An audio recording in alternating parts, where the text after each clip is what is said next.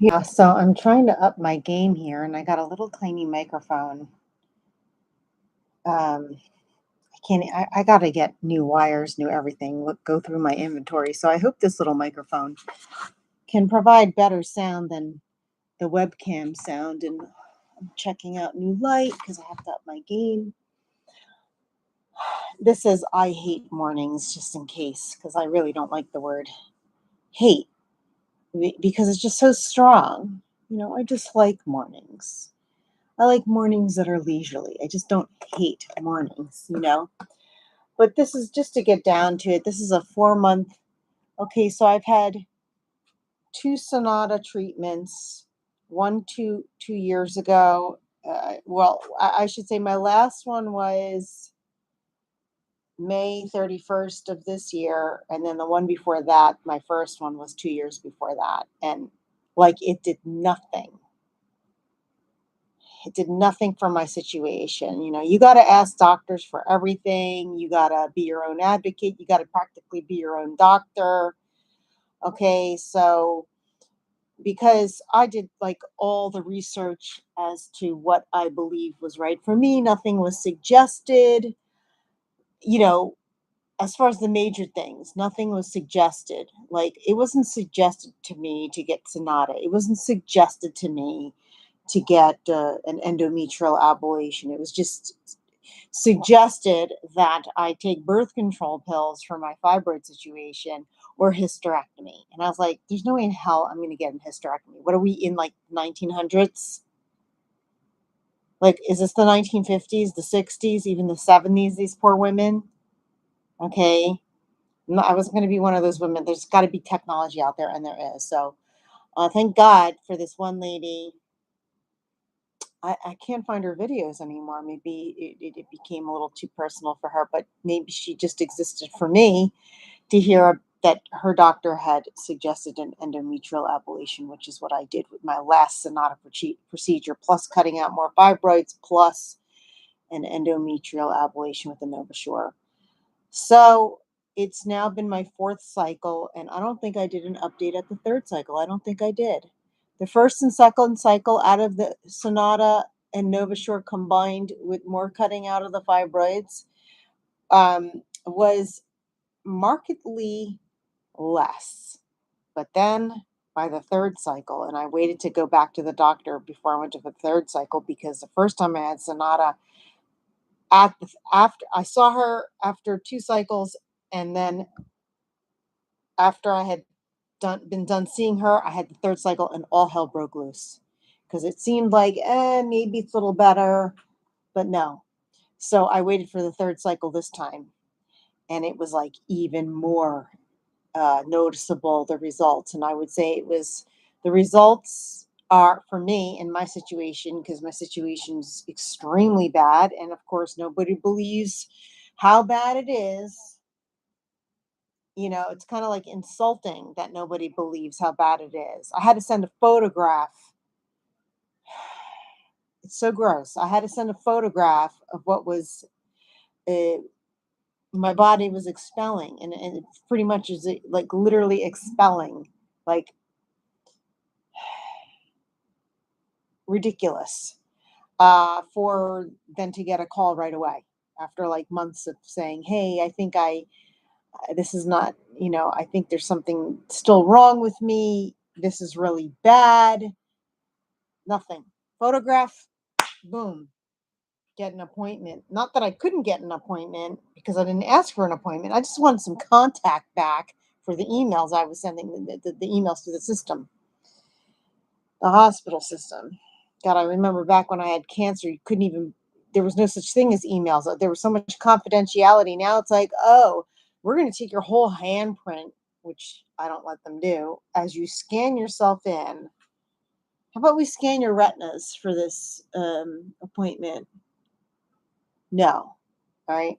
So anyway, I would say the third cycle was like less of a period, so less that it was even less than when I was a kid.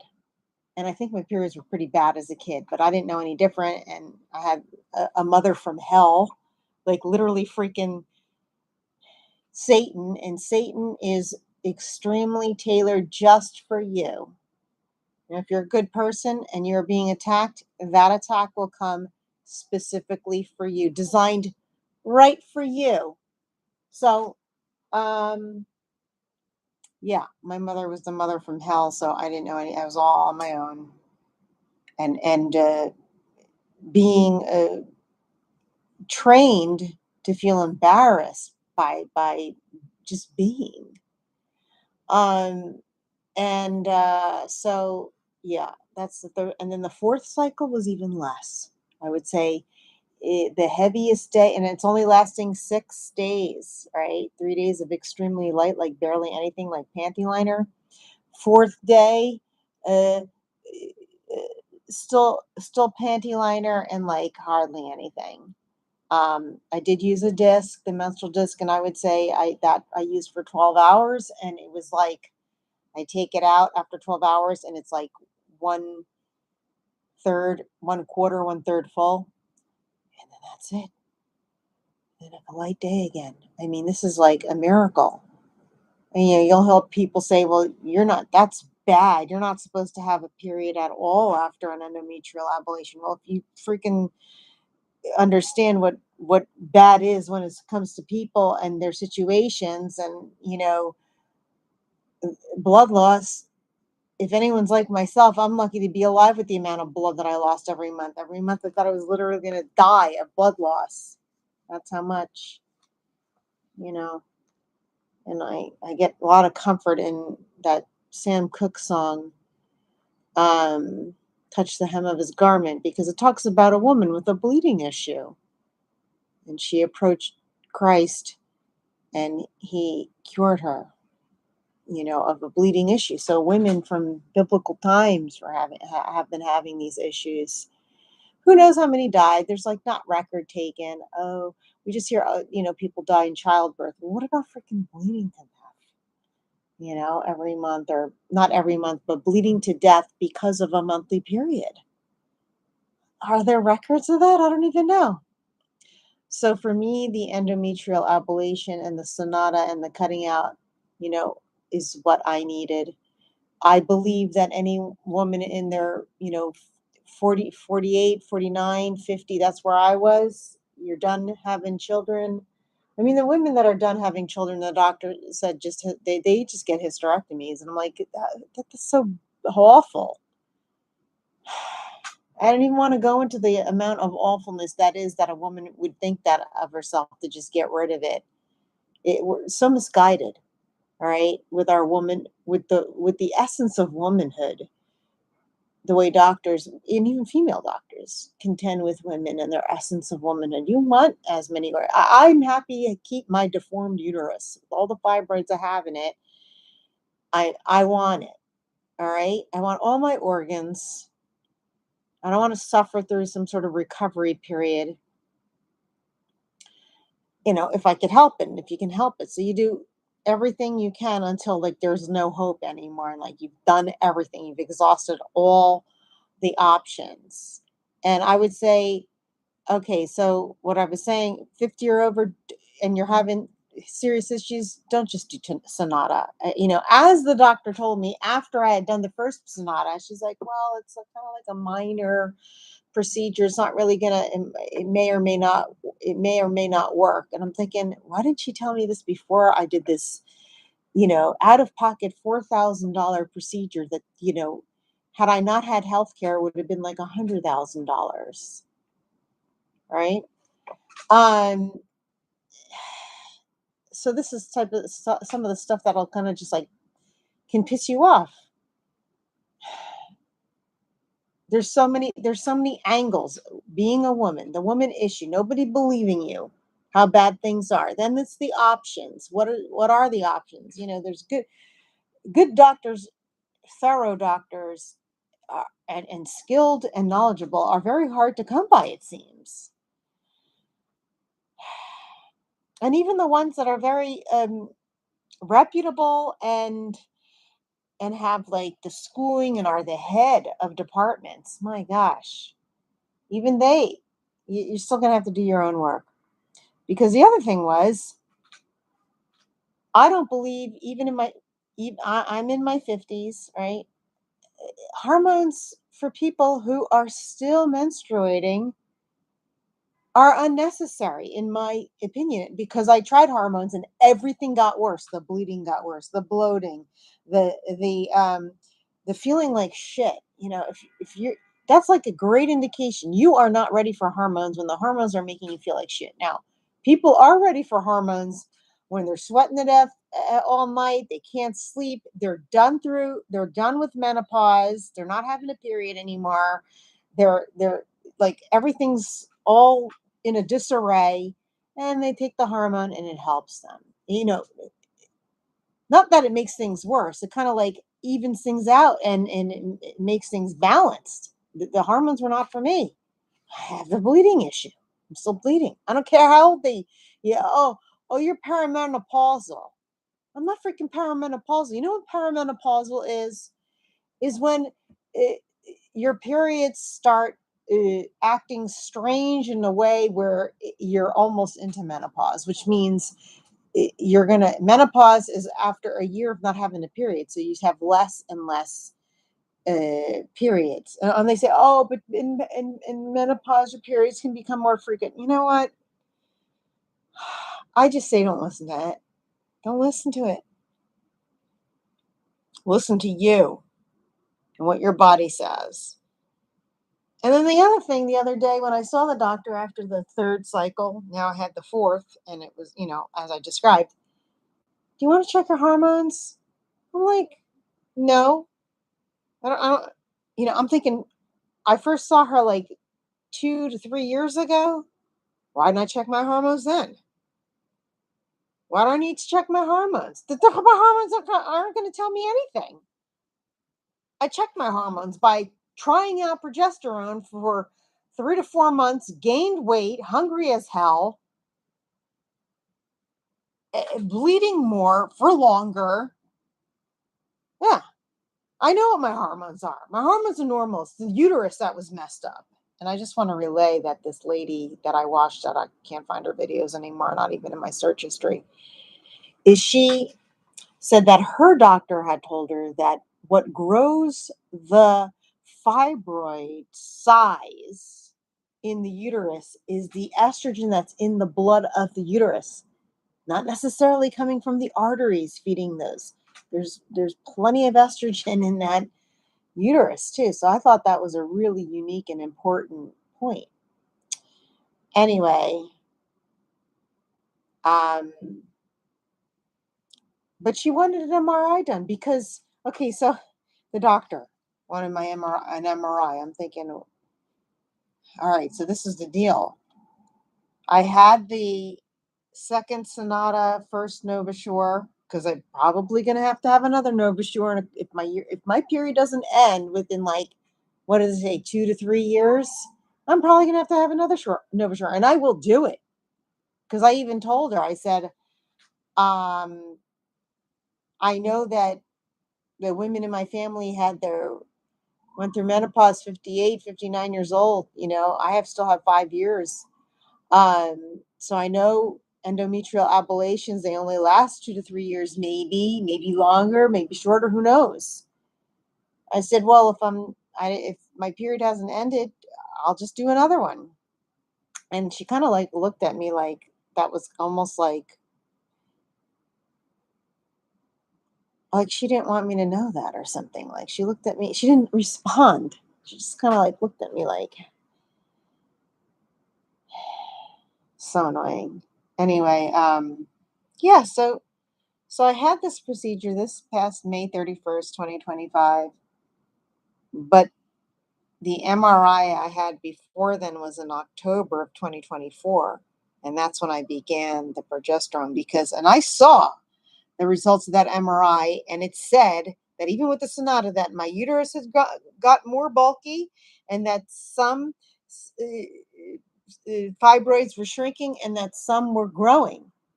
And I had said to the doctor at the time in October of 2024, I said, my uterus is getting bigger. And she looked at her computer screen and was like, no, it's getting smaller. But when she looked at that same MRI again in May, the October 24th MRI. She's like, I'd like you to go for another MRI. You're once a year. Now this is I saw her in September, right? She goes, but you're allowed, you go in October. And I said, why? And she goes, well, because you have a fibroid here that says atypical. And I thought, and I said to her, well, I said, I didn't see that.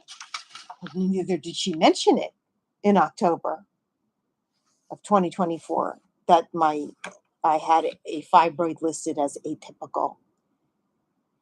And I said, I didn't know that. And then I thought, I think I may have seen it, but I assumed because she didn't say anything and because it was nothing was alarming, and my pathology from the first Sonata, because they scrape out whatever they did and they send it off to test, didn't come back as anything bad, right?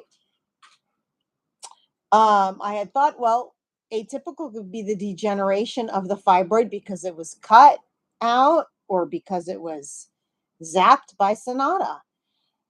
She didn't confirm if she actually zapped that one or if she actually cut it out. I forgot to ask her that. And she probably doesn't even know I have innumerable fibroids.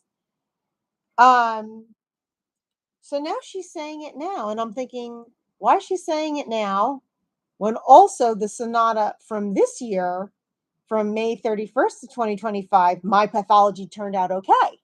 But she's looking at the MRI from the year before, but she's ordering the MRI with no contrast. Because I said, can I do a sonogram? She goes, well, you want to compare the two. It's apples to apples. She says that a lot. It's apples to apples.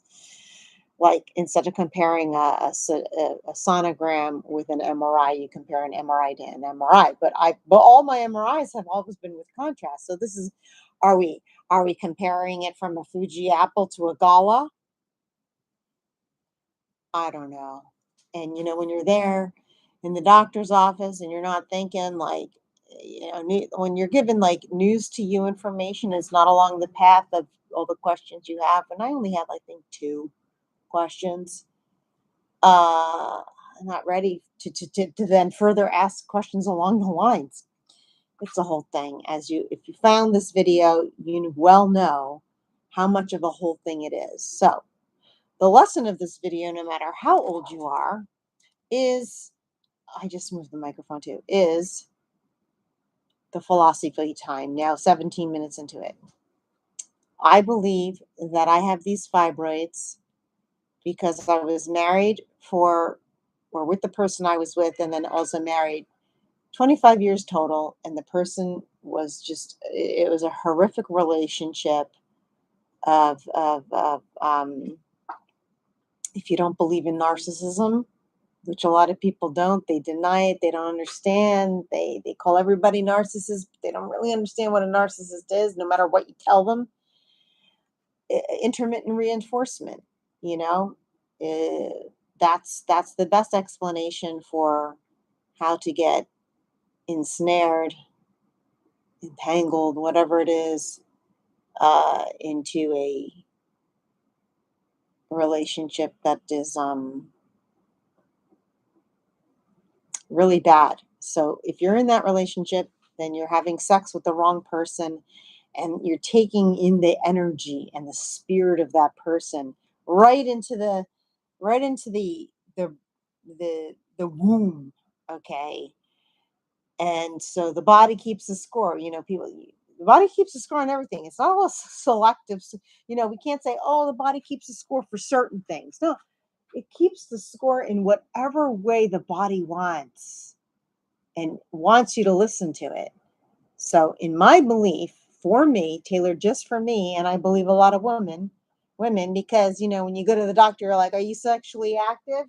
Whether and if it's the answer is yes, it should be with who? Are you happy?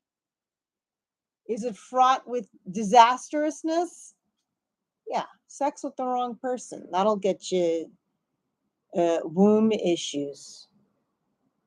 Okay. And I'm not talking, you could be clean as a whistle. That sounds gross for that area, but you can be clean as a whistle, no STDs, and yet if the spirit is wrong, right?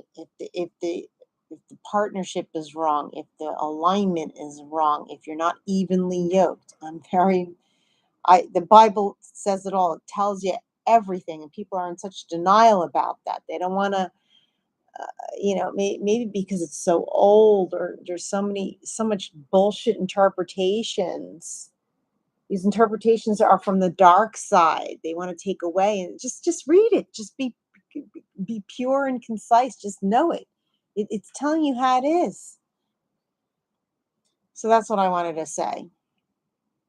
You want to The best preventative medicine is engage only with the right person, right? How do you know the right person? Well, there's plenty of videos out there that deal with that. But I'll also share one other thought that nobody else is saying on their videos is love is attending to the emotional well-being of another being. Okay, so in my other videos, I say go out and test it. Test when you hear the word love. And if it holds up to the test of the definition I gave, then you know it's love. Okay, love is attending to the emotional well being of another being. So, good night. I hope you like this light. I gotta fix it. I don't like this redness. Maybe I have to lower it a little bit. The shadow's not bad. Like they say in photography that there should be a little shadow under the nose, but I'm not liking this side. Maybe I think I have to the space here. I hardly have any space with all my crafts.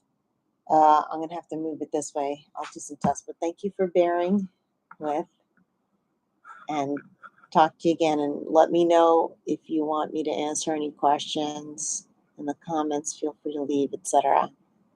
Good night.